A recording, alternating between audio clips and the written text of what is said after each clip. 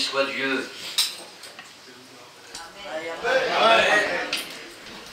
Amen. Pendant longtemps, quand j'étais dans les séminaires avec vous, je vous entendais dire Amen, Amen. Je dis, mais pourquoi ils ne disent pas Amen, comme tout le monde? Et puis figurez-vous que fin mai, début juin, nous, avec mon épouse, nous irons quelques jours comme ça en touriste en Andalousie, à Séville et à Grenade. Et depuis 3 mois, on s'est mis un petit peu à l'espagnol, on en fait un petit peu tous les jours. Et on a compris que les accents graves, ça n'existe pas. C'est pas Amen, c'est Amen. Alors maintenant, nous sommes en train de dire Amen au milieu de vous. Nous sommes des vôtres. Gloria à Dieu.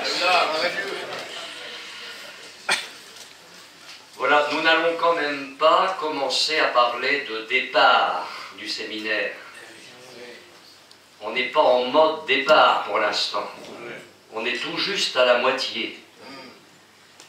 C'est-à-dire que Dieu a encore autant de choses à nous dire qu'il nous en a dites jusqu'ici. Je vous le dis parce que c'est très important dans les dispositions de notre cœur que nous n'ayons pas déjà l'esprit dans la valise, mais que nous vivions toute cette journée tournée vers le Seigneur, en disant Seigneur, tu as encore des choses à me dire. Amen.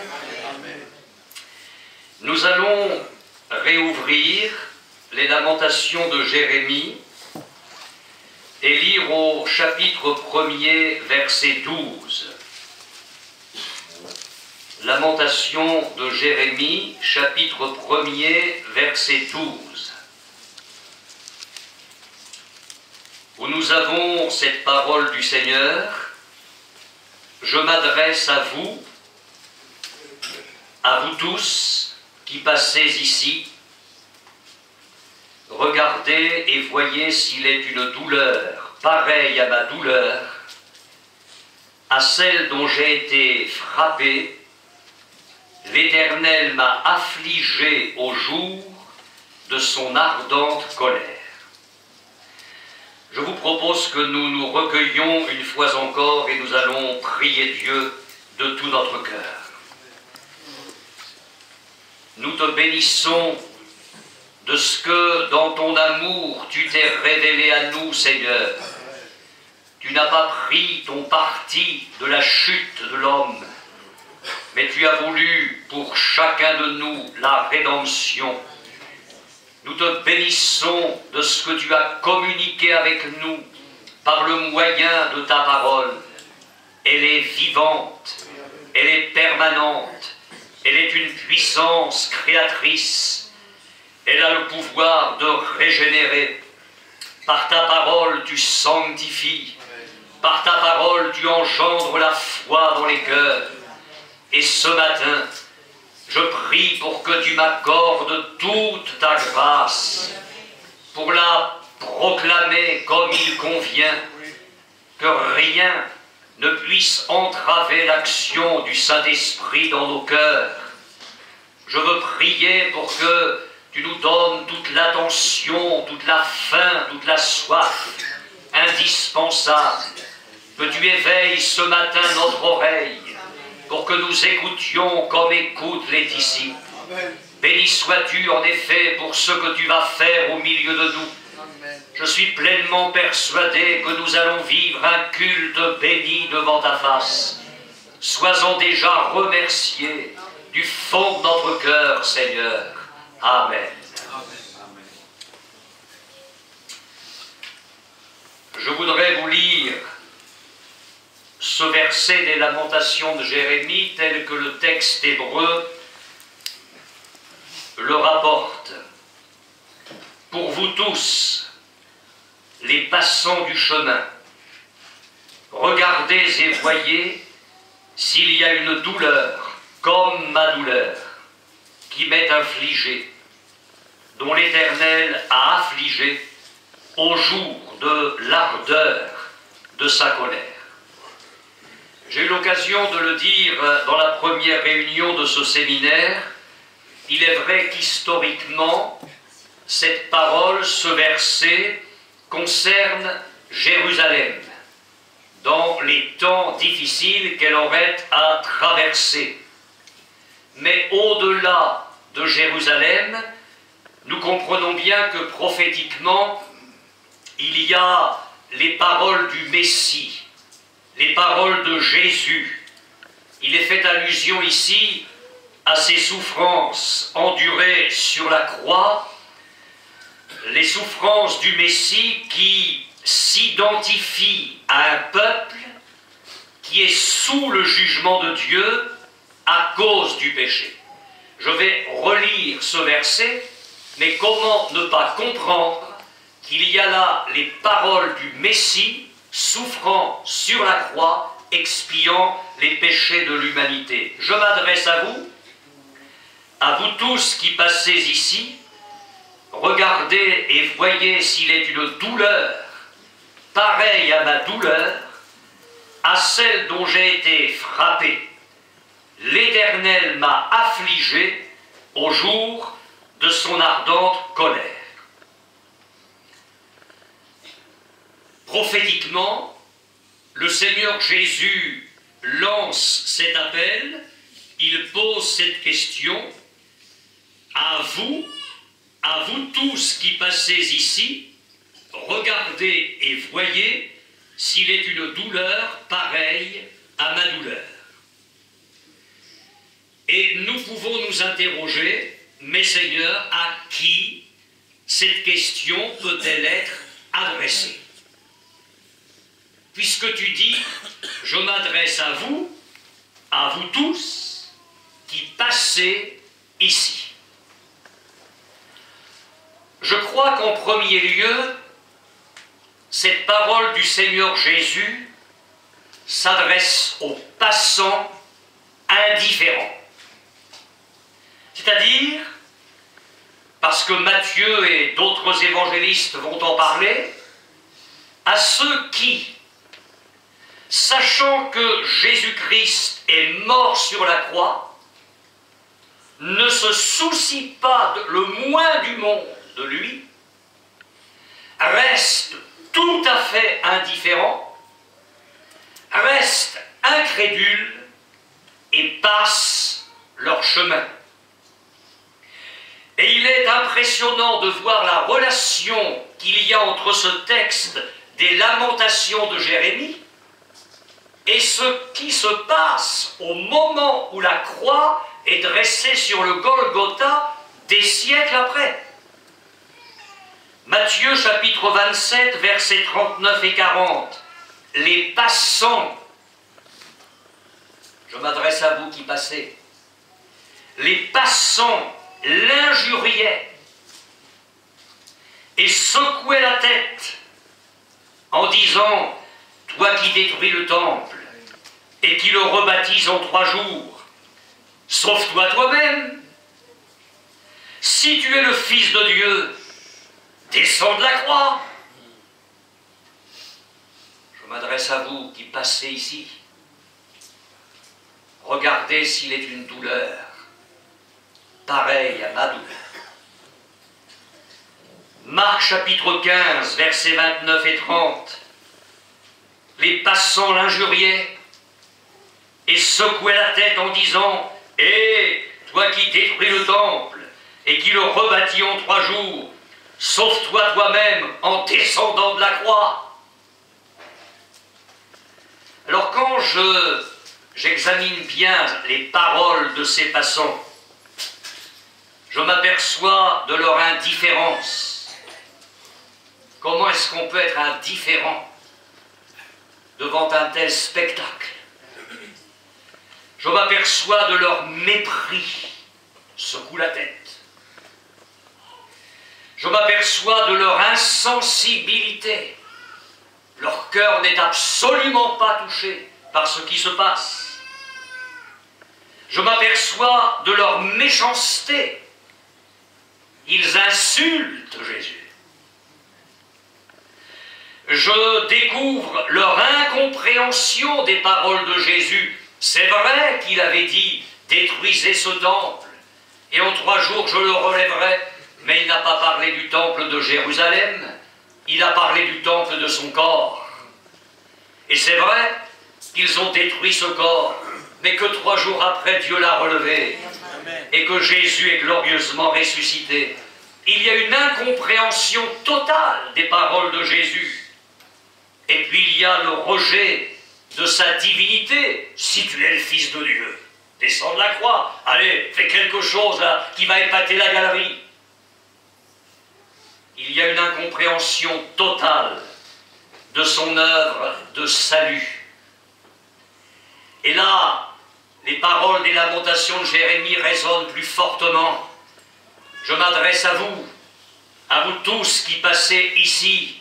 Regardez et voyez s'il est une douleur pareille à ma douleur, à celle dont j'ai été frappé. Je pose la question ce matin, elle est certainement superflue. Ce que Jésus a subi sur la croix, n'est-ce rien pour vous? Je ne m'adresse pas aux chrétiens. Je m'adresse ce matin à un indifférent, à quelqu'un qui jusqu'ici n'a fait que passer. Alors tu es passé dans une réunion. J'espère que tu ne passeras pas dans ce séminaire. Tu es passé devant une prédication, devant un CD, un chant. Dieu t'a parlé, mais tu n'as fait que passer. Tu as poursuivi ton chemin avec ton petit verre d'alcool, ta petite cigarette, ton péché abject, tu passes. Tu vois les chrétiens et tu restes avec quelque chose là, un bloc terrible qui ferme ton cœur, l'insensibilité, l'indifférence. Ce matin, on s'arrête et je te pose encore la question. Là, en le regardant sur la croix, en considérant ses souffrances, est-ce que tout cela, ce n'est rien pour toi? Est-ce que tu ne t'es jamais demandé ce que cette croix signifiait pour toi personnellement? La croix de Golgotha, ce n'est pas seulement un rendez-vous de Dieu avec l'histoire de l'humanité. C'est un rendez-vous de Dieu avec ton histoire, avec ta vie. Jésus a dû subir sur la croix le châtiment que tu méritais. La Bible dit que le salaire du péché, c'est la mort. Et à cause de nos péchés, parce que tous ont péché et sont privés de la gloire de Dieu, nous devrions mourir et mourir éternellement, c'est-à-dire être condamnés en enfer. Et Jésus, sur la croix, a payé notre dette. Il a été un substitut. Il a payé la rançon. Et dans notre monde moderne où il y a des otages et parfois on demande des rançons, on comprend bien ce que ça veut dire. La Bible dit qu'il a été une rançon pour nous tous. Jésus a payé le prix à Dieu pour que nous soyons pardonnés, justifiés, sanctifiés, sauvés, pour que nous passions de la mort à la vie, des ténèbres à la lumière, de la puissance de Satan à Dieu. Alléluia. Il nous a arrachés au chemin de l'enfer pour nous conduire sur le chemin du ciel. Est-ce que tout cela ne représente rien pour toi? J'aimerais tellement que tu cesses ce matin d'être un passant et que tu t'arrêtes au pied de cette croix et que tu capitules en disant: tu vois l'homme que je suis, tu vois ma souillure, bats les masques ce matin, parce que toi tu me connais. Purifie mon cœur, change ma vie. Tu vois la fille que je suis, tu sais ce qu'il y a au fond de mon cœur. Seigneur, sauve-moi. Et il va le faire. Il y a plusieurs jeunes qui m'ont demandé de donner mon témoignage de conversion. Alors hier, il y en a un qui est venu me voir en disant: est-ce que vous pourriez nous expliquer comment vous êtes converti au Seigneur? Et avant le repas, on a fait une réunion de jeunesse autour du billard, pas loin en tout cas.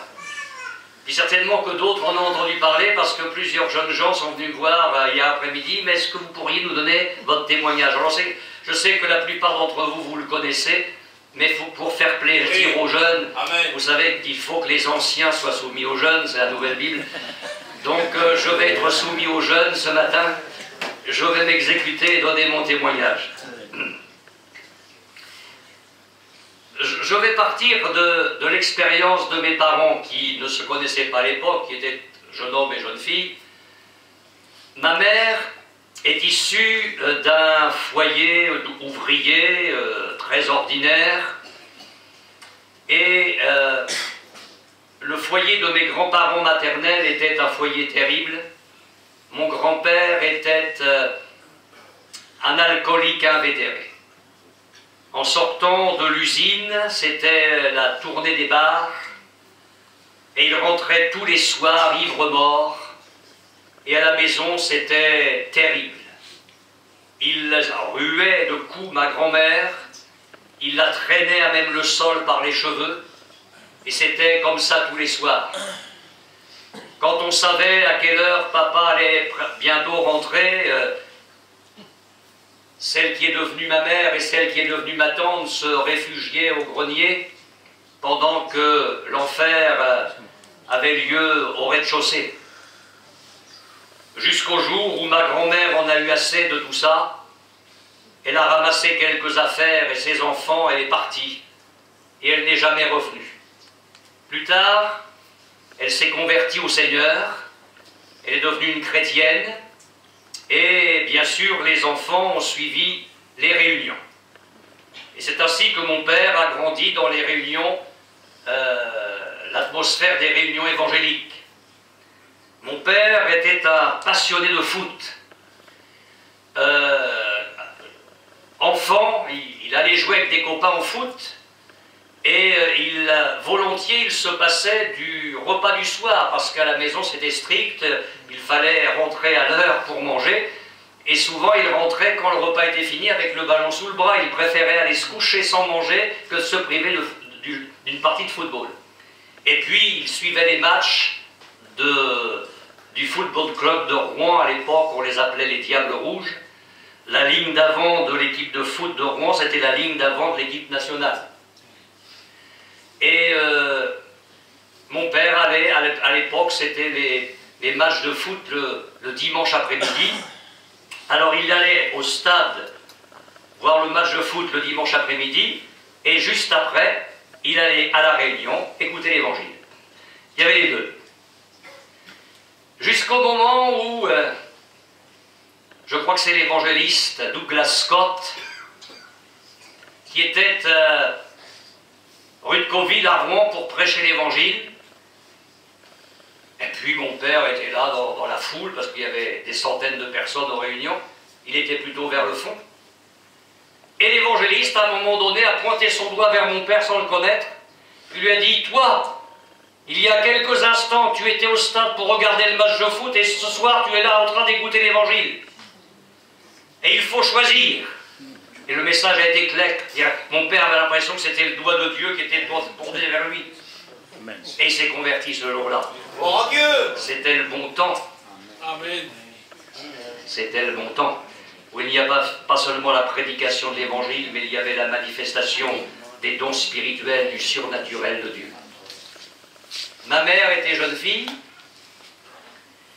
Et ma mère a un parcours tout à fait différent. Je vous expliquais le contexte du foyer maternel. Donc, évidemment, ma tante et ma mère, enfants, ont suivi aussi les réunions.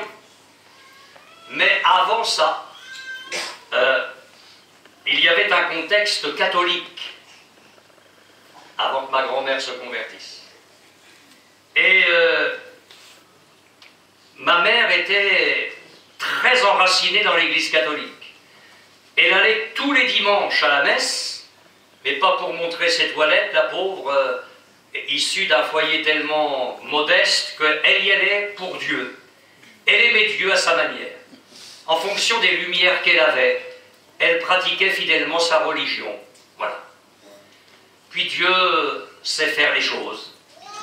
Un jour, quelqu'un remet à ma mère un Nouveau Testament. Et ma mère se met à lire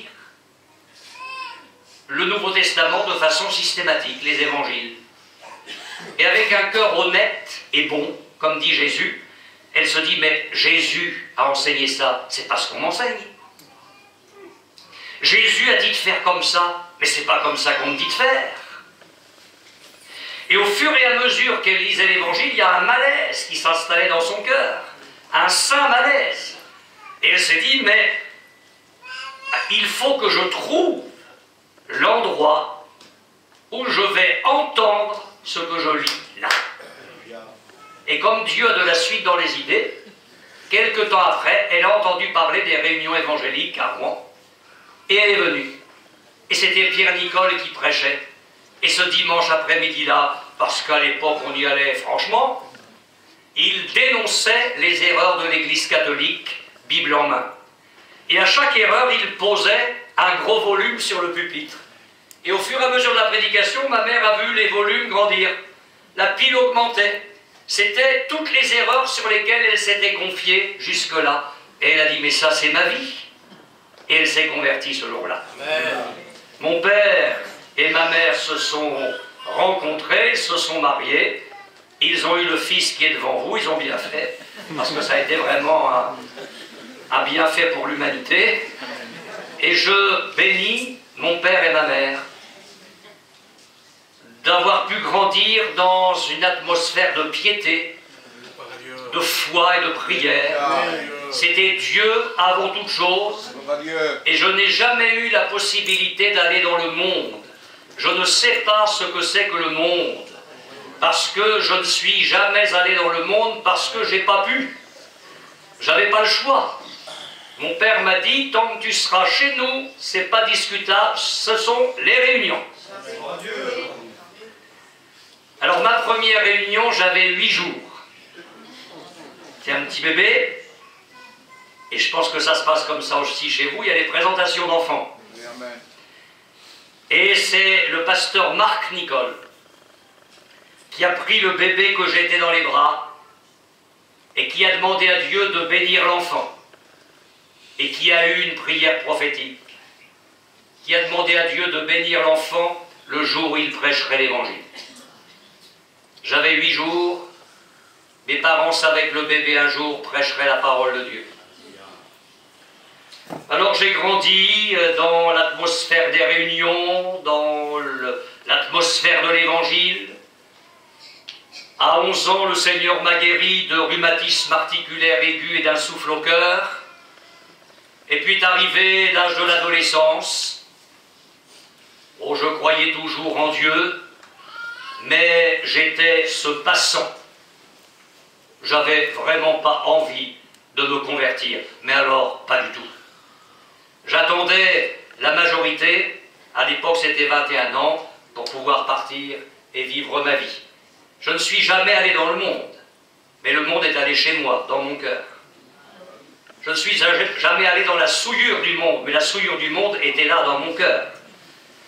Alors je ne vais pas vous raconter toutes les choses pas très belles qui étaient dans mon cœur, mais il y avait de la saleté. Et cependant, pour moi, qui était fils de pasteur, qui n'avait jamais été dans la boue du monde, le pécheur, c'était la prostituée, le voyou, le criminel, le bandit, mais pas moi. Moi j'étais toujours dans les réunions, mon père était pasteur, j'avais jamais fait des choses extraordinaires. Au fond, j'étais la perle perdue sur le parquet ciré. Et même si tu es sur le parquet ciré, t'es perdu quand même. Alors c'est comme ça que j'ai évolué. Et je me souviens, je l'ai dit aux jeunes, là, hier ou avant-hier, je ne sais plus, hier. C'est curieux parce que je ne voulais pas me convertir, j'en avais pas du tout envie. Mais comme j'avais eu ces problèmes de cœur très graves, je me souviens, j'avais 14 ans, je me couchais le soir et j'arrivais pas à dormir. Il y avait des angoisses dans mon cœur, parfois. Il arrivait 1h, 2h du matin, je ne dormais toujours pas, j'avais peur de la mort. Et je me disais, si tu meurs, tu vas du mauvais côté. Et malgré ça, je ne voulais pas me convertir. C'est bizarre, les choses. Et puis est arrivé le 27 mars 1964. C'est bientôt l'anniversaire de ma nouvelle naissance. L'église de Rouen avait organisé, c'était un vendredi saint, une journée de jeûne et de prière. Donc le peuple était là, le peuple de Dieu était là toute la journée. Donc il y avait eu des chants, je crois, le matin, la prédication du pasteur, le peuple était resté pour prier et jeûner. Et allez savoir, l'après-midi de ce 27 mars 1964, j'ai eu envie d'aller à la Réunion. Alors ça ne me ressemblait pas du tout. Hein. J'étais tellement orgueilleux que je n'ai pas voulu me pointer là tout seul.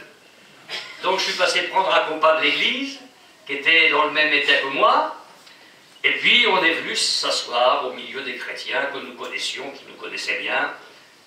Alors il y a eu des chants, chantés, le pasteur a prêché, ça m'a fait autant d'effets que d'habitude, parce que moi, des prédications, j'en avais entendu des centaines. Puis il y a eu le moment de prière, et je vous l'ai dit, à l'époque, les églises priaient à genoux. Alors nous nous sommes tous mis à genoux.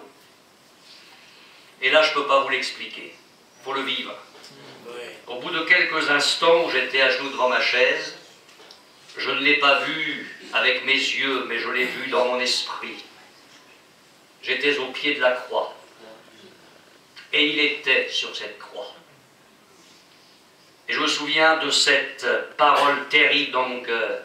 Ce n'est pas seulement pour le monde que je l'ai fait, c'est pour toi. Je me suis effondré en sanglots devant ma chaise, pleurant sur mes péchés, moi le fils de pasteur, qui ne s'était jamais drogué, qui n'avait jamais bu, qui n'avait jamais couru les filles, qui ne savait pas ce qu'était qu'une boîte de nuit, mais qui était quand même pourri par le péché, parce qu'il n'y en a pas un qui soit propre et juste. J'ai pleuré sur ma misère et mes péchés. Et à ce moment-là, il s'est passé quelque chose, c'est que j'ai senti comme si quelqu'un enlevait un poids de mes épaules. J'étais lourd et je ne le savais pas. Quand je me suis relevé, je me suis senti léger, joyeux, heureux. J'aurais embrassé la terre entière. Je suis rentré à la maison et tout se fait pas le même jour. Hein. J'étais encore trop fier pour dire à mes parents que j'avais craqué. Ça, ils auraient été trop contents. C'est drôle. Hein. Mais c'est fou comme on est. Avec mon père, ça allait très bien. Avec ma mère, c'était un petit peu comme ça. Et il y a eu, le samedi matin, un conflit avec ma mère. On s'est accrochés tous les deux, et on s'est vraiment accrochés. Et le diable est venu à mes oreilles. Si tu t'étais vraiment converti hier, tu ne serais pas comme ça ce matin. Alors là, j'ai tenu bon, parce que c'était un peu trop gros. Et j'ai dit non, non, non, j'ai donné ma vie au Seigneur. Et ça, ce qui s'est passé là, ça ne se reproduira plus. Et à partir de ce 27 mars 1964, ben je suis parti comme une Ferrari dans la vie chrétienne. Et je ne me suis jamais arrêté. Et je dis que la vie avec le Seigneur, c'est la plus belle des vies. J'avais 16 ans. Et comme Dieu a de la suite dans les idées, le 1er septembre 1966, 2 ans plus tard, j'avais 18 ans, je suis entré comme stagiaire, pasteur, en formation pour prêcher l'évangile. J'ai commencé à prêcher la parole de Dieu à 18 ans. La prière prophétique de Marc Nicole, c'était pas un conte de fées, c'était une réalité divine. Du passant que j'étais, je m'adresse à vous qui passez ici. Dieu en a fait un enfant de Dieu. Et je ne regrette rien. Hein. Mes copains de l'église, parce qu'on formait une bande, un trio fameux, les 2 autres, ils ne se sont jamais convertis, ça a fini pitoyablement. Et je peux dire aux jeunes qui hésiteraient encore ici, et même aux moins jeunes, qui sont encore des passants, arrête de passer. Parce que la seule vie, je ne dis pas la meilleure, hein, parce que ça c'est une erreur de dire ça, c'est pas la meilleure, je dis la seule vie, c'est Jésus-Christ. En dehors de Jésus, il n'y a pas de vie. En dehors de Jésus, tu es un animal, tu manges, tu bois, tu souffres et tu meurs. La vie, c'est Jésus. Amen. Et crois-moi, ça fait plus de 50 ans. Alors le Seigneur a fait ses preuves. Après un demi-siècle, on peut dire ce qu'on sait. Oui, c'est la meilleure des vies. Et s'il y avait un passant ce matin au milieu de nous, je lui ai dit, écoute, c'est pas trop tard. Même si tu ne l'as pas fait vendredi soir, fais-le ce matin. Donne ta vie à Jésus. Amen. Bon, les jeunes, vous êtes contents, j'ai rempli mon contrat. Hein. Alors maintenant, je m'adresse au peuple de Dieu. Parce que je pense que les passants, ce peut être aussi ceux qui ont reçu Jésus pour leur sauveur, mais qui ce matin n'ont pas encore pleinement répondu à l'appel que Jésus leur adresse, à savoir de se souvenir de ses souffrances et de sa mort. Parce qu'on peut avoir reçu Jésus comme sauveur, mais ne pas se souvenir des souffrances de Christ. Alors à ce sujet, Jésus a institué un mémorial. Mais pourquoi est-ce que vous croyez qu'il l'a fait? Mais il nous connaît bien. Se peut-il que nous oublions? Se peut-il que nous oublions pour qu'il nous demande de faire quelque chose à répétition, pour qu'en permanence nous nous souvenions? Alors je voudrais lire pour vous dans l'évangile de Matthieu au chapitre 26. Oh, vous connaissez ce texte presque par cœur, bien que ce ne soit pas celui-là que vous lisiez parmi votre peuple au moment de la Sainte Seine. Pendant qu'il mangeait, Jésus prit du pain. Et après avoir rendu grâce, il le rompit et le donna aux disciples en disant, « Prenez, mangez, ceci est mon corps. » Il prit ensuite une coupe et après avoir rendu grâce, il la leur donna en disant, « Buvez-en tous, car ceci est mon sang, le sang de l'alliance qui est répandu pour beaucoup. » Ce n'est pas plusieurs, le texte original c'est pour beaucoup. Pour la rémission des péchés. Je vous le dis, je ne boirai plus désormais de ce fruit de la vigne jusqu'au jour où j'en boirai du nouveau avec vous dans le royaume de mon Père.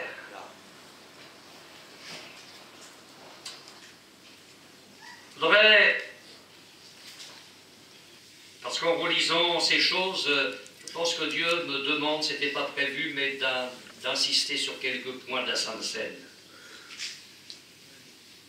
Je pense que nous avons besoin de considérer avec beaucoup de sérieux ce que Jésus a institué ici. Vous vous souvenez de ce que l'apôtre Paul s'est permis d'écrire à un serviteur de Dieu. Souviens-toi de Jésus-Christ. À un serviteur de Dieu. Mais comment est-ce qu'on peut être serviteur de Dieu et ne pas se souvenir de Jésus? Oui, je pense qu'effectivement, on peut d'une certaine manière oublier Jésus. Ce qu'il est, ce qu'il nous demande, ce qu'il attend de nous.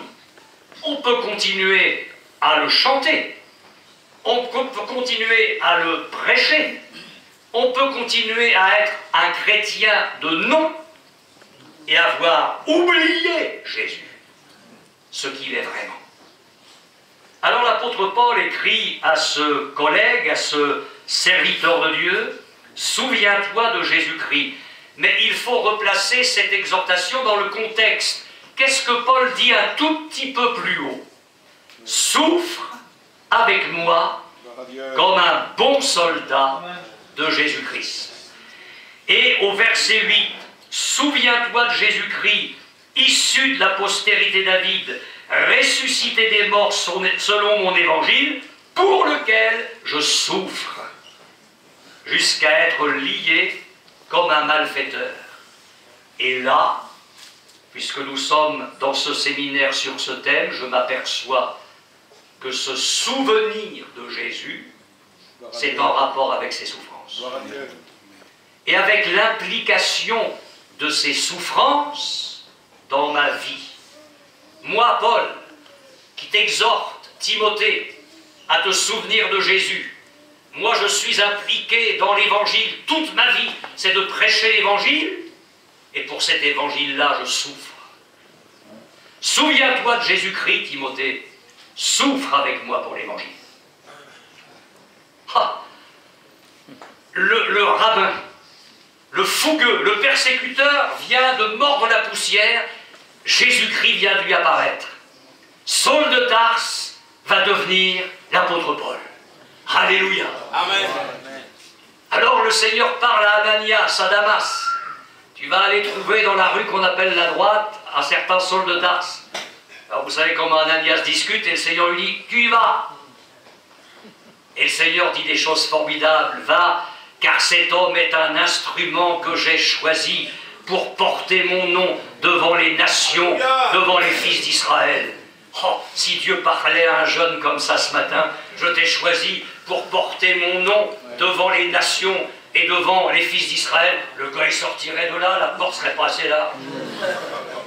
Oh, Seigneur, faites-moi l'instrument, je vais porter mon nom. Ouais, la phrase n'était pas finie. Ah, les frères connaissent leur Bible, hein. Ils savent ce qui vient, mais pour plusieurs raisons.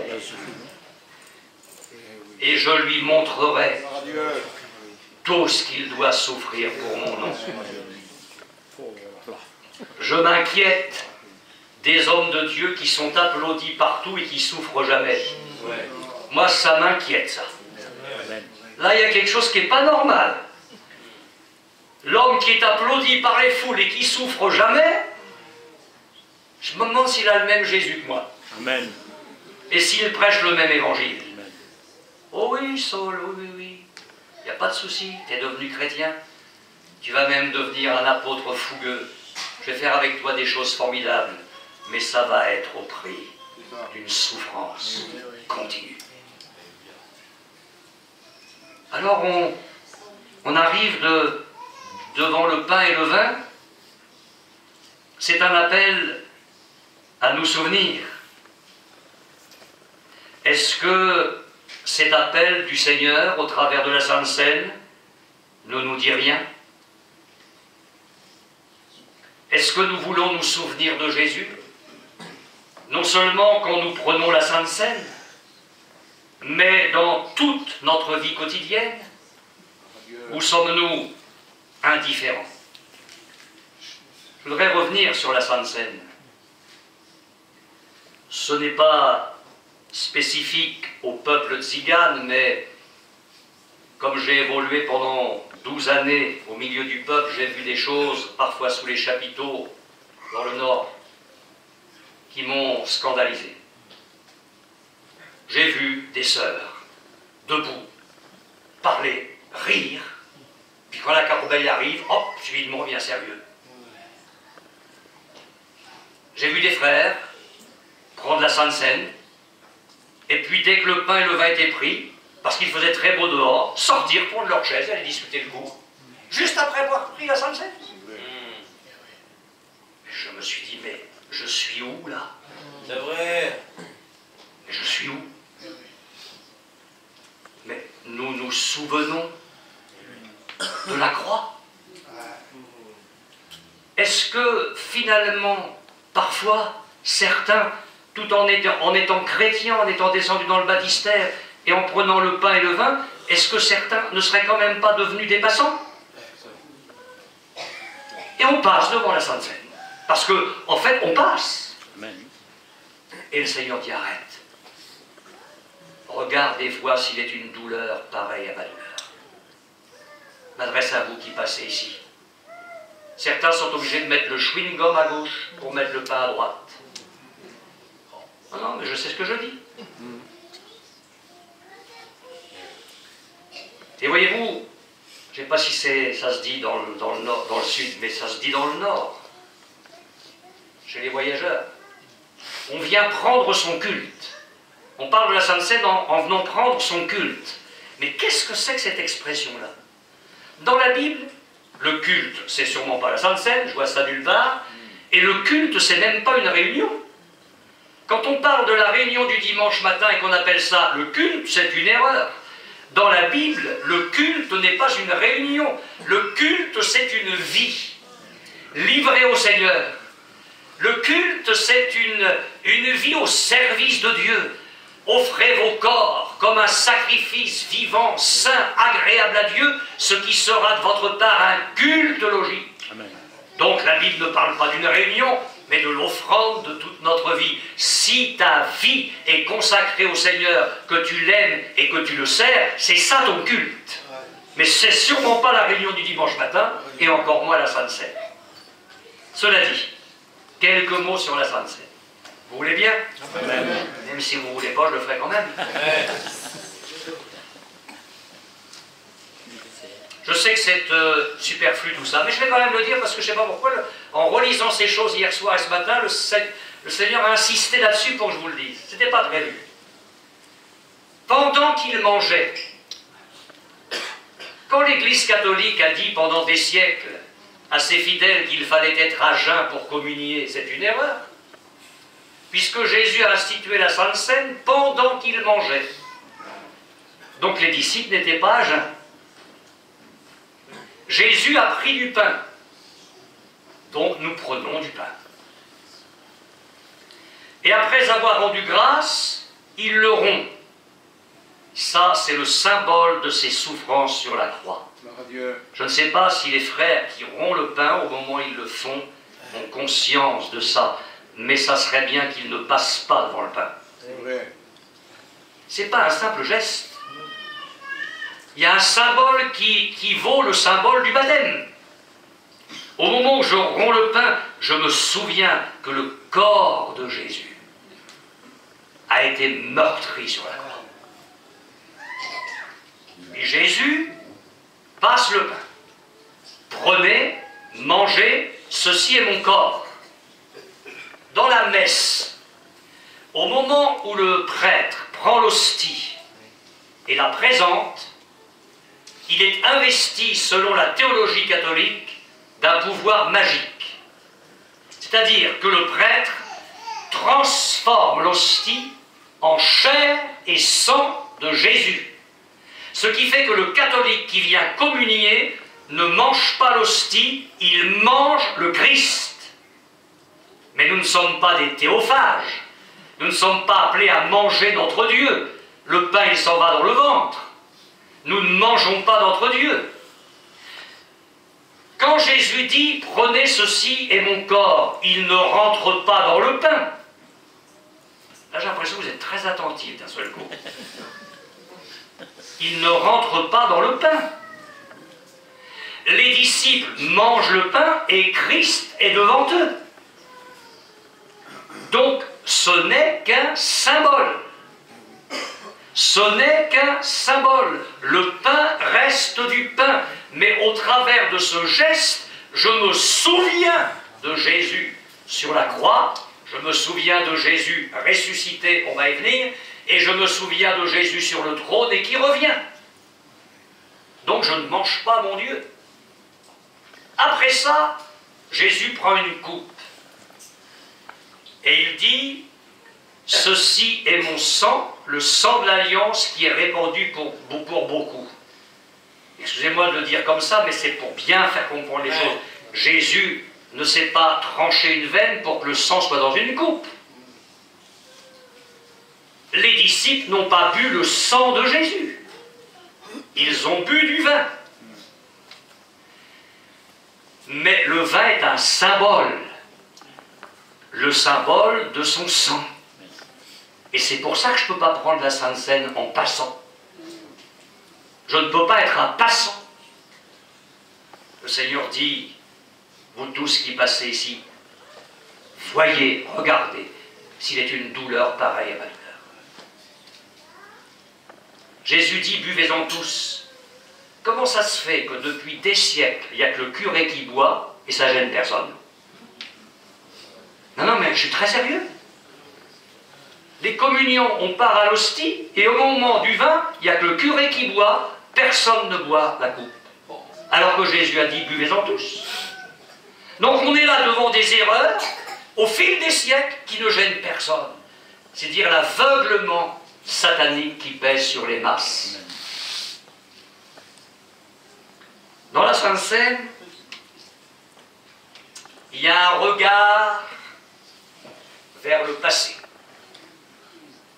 Au moment de la Sainte Seine, je me tourne vers le passé. Faites ceci en mémoire de moi.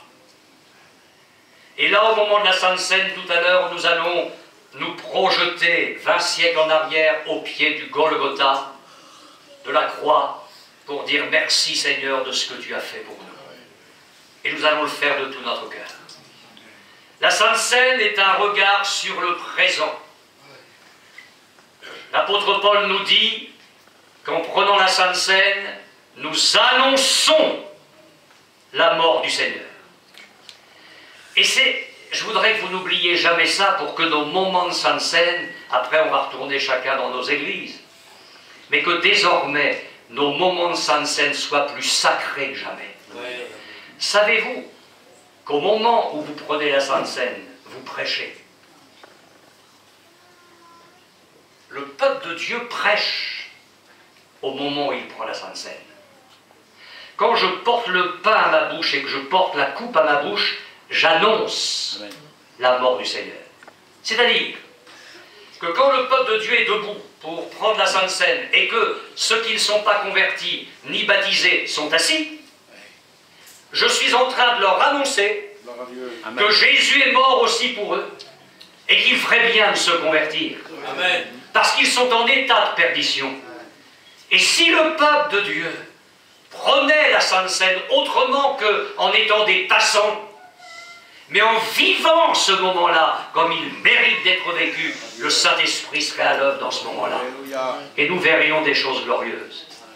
Oui, je sais que dans les années passées, il n'y a rien de magique dans la Sainte Seine, il n'y a pas une superstition dans la Sainte Seine, mais je sais que des frères et sœurs malades ont été guéris instantanément en prenant la Sainte Seine. Parce que c'est la communion aux souffrances de Christ pour la guérison aussi. Donc la Sainte Seine, c'est un regard vers le passé, c'est un regard sur le moment présent, et c'est un regard sur l'avenir. Nous annonçons la mort du Seigneur jusqu'à ce qu'il vienne. Tu es venu, je me souviens de toi, tu vas revenir, et j'espère en toi de tout mon cœur. Donc vous avez tout l'espace de temps dans la Sainte Seine, le passé, le présent et l'éternité. Franchement, quand tu prends la Sainte Seine, tu penses à tout ça? Tu penses à tout ça? C'est autre chose que merci Seigneur, on a passé une bonne semaine, tu as béni ma femme et mes enfants. Tu penses à tout ça? Ou finalement, sans t'en rendre compte, mais le Seigneur est prêt à te pardonner. Amen. Tu n'as été qu'un passant, même devant ça. Amen. Même devant ça. Seigneur, aide-moi à réviser ma position devant la Sainte Seine. Aide-moi à réviser tout ça. Et à t'honorer. Et là, au moment où le pain était rompu par les frères et que je le mets dans ma bouche, il y a une communion au corps de Christ. Je m'unis à Jésus dans ses souffrances. Seigneur, j'accepte d'être ton disciple et de souffrir avec toi. Ce n'est pas seulement le symbole de ton corps que je mange, mais j'accepte aussi, moi, en tant que disciple, de renoncer à moi-même, de me charger de ma croix et de te suivre. La même chose quand je porte le vin à ma bouche. J'accepte d'être ton disciple. Et c'est là où nous nous rendons compte que le texte des Lamentations, finalement, ne s'adresse pas seulement aux passants, à ceux qui ont reçu Jésus, mais qui ont perdu de vue le sacré de la Sainte Seine, mais que ce texte finalement s'adresse à nous tous. À nous qui avons reçu Jésus comme notre Sauveur, à nous qui savons le prix que Jésus a payé pour que nous soyons rachetés, à nous qui nous rappelons les souffrances du Seigneur Jésus en prenant la Sainte Seine, mais il est vrai que nous avons besoin en permanence d'être réveillés dans nos affections et réveillés dans notre amour pour Jésus. Parce que vous le savez bien, il y a des paroles que l'on s'habitue à prononcer. Il y a des paroles qu'on s'habitue à entendre. Il y a des paroles et des gestes que l'on s'habitue à faire. Mais le Seigneur qui lit dans notre cœur nous interroge et il dit, mais ce que j'ai souffert, c'est rien pour toi? Alors j'ai envie de dire, mais Seigneur, mon cœur est tellement sec encore, tellement sec, devant un tel amour, devant un tel sacrifice, devant une telle souffrance.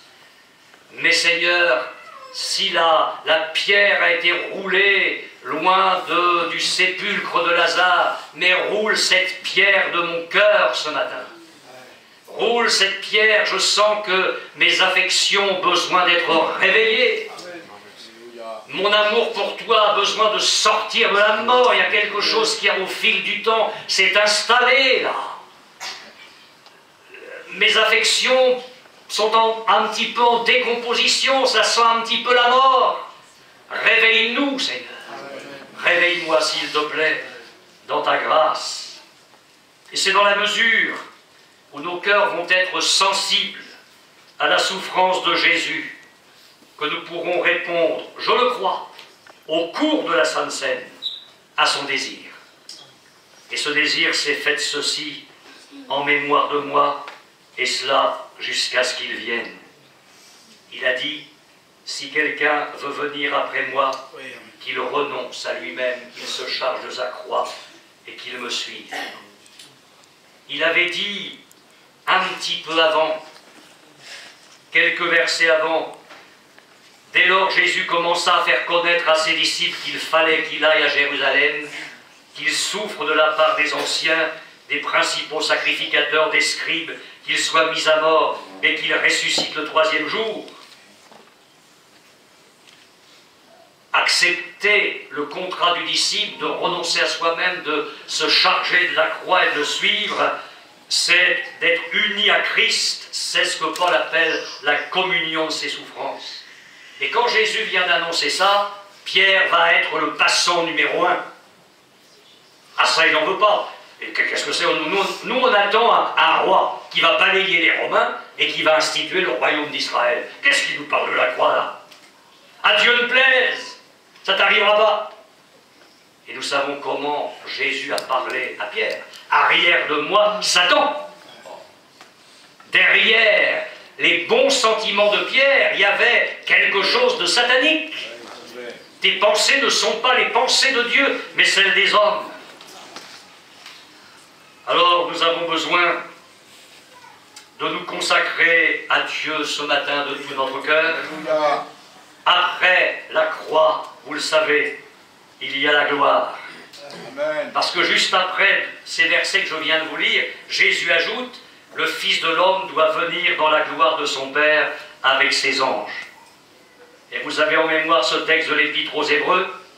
Ayons les regards sur Jésus, celui qui fait naître en nous la foi, celui qui l'amène à la perfection, et qui, en vue de la joie qui lui était réservée, a souffert la croix, méprisé l'ignominie, et s'est assis à la droite du trône de Dieu. Et c'est d'ailleurs ce que Jésus enseigne lors de l'institution de la Sainte Seine.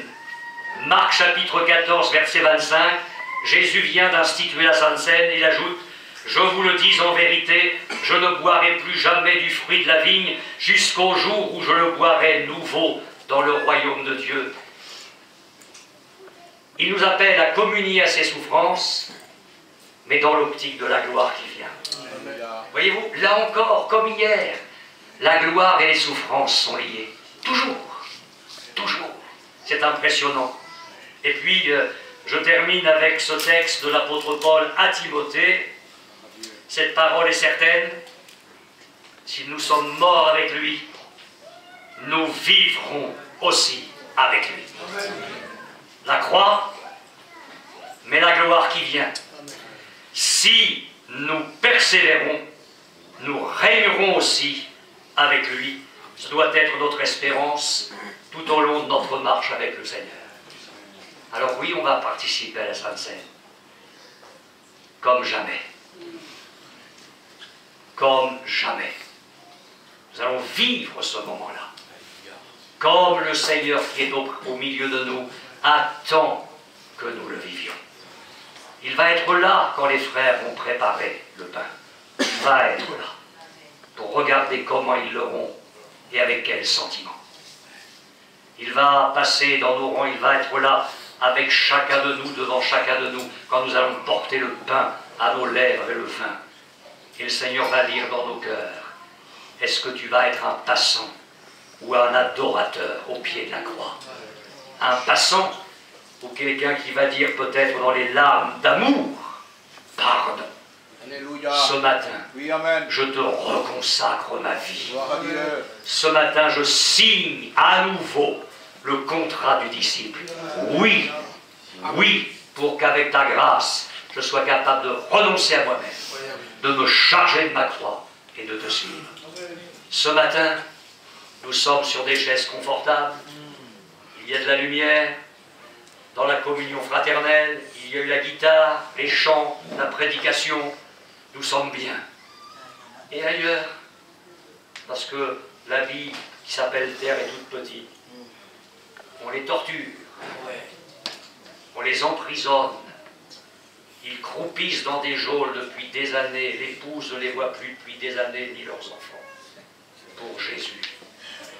C'est ça leur Sainte Seine ce matin. Certains, ce matin, on va les sortir de la prison. Et un gars avec une hache va les décapiter et on va prendre la tête de ce serviteur de Dieu ou de ce chrétien pour l'accrocher à un grillage non loin de la prison. Décapité. Au nom de Jésus, c'est la Bible qui s'accomplit. Et nous, en Occident, on passe. Allez, le vin, le pain. Et puis on va les casser la croûte, hein. J'espère que le buffet est bien garni. C'est ça notre christianisme en Europe, je vous le dis. C'est ça. Amen. Et ce matin, Dieu dit stop, arrêtez avec tout ça.